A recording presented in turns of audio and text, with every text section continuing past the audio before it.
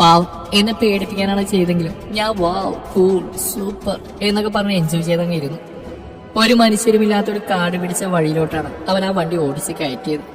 അവിടെ എത്തിയപ്പോഴേക്ക് ഇരുട്ട് പരന്നു തുടങ്ങിയിരുന്നു.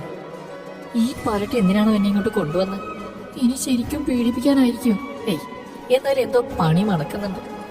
അവൻ വണ്ടി നിർത്തി ഇറങ്ങി മുന്നോട്ടിടുന്ന സമയത്ത് ഞാൻ സാധനം കൈക്കലാക്കി.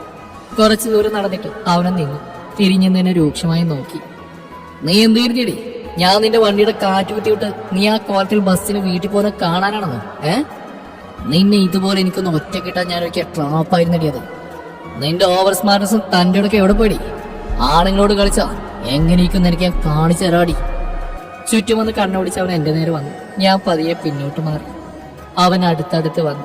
അവന്റെ നോട്ടം കണ്ടപ്പോൾ ഞാൻ കണ്ണുകൾ ഇറുക്കി അടച്ചു നിൽക്കുകയാണ്. അവൻ കൂടുതൽ കൂടുതൽ അടുത്തേക്ക് വരുന്നു.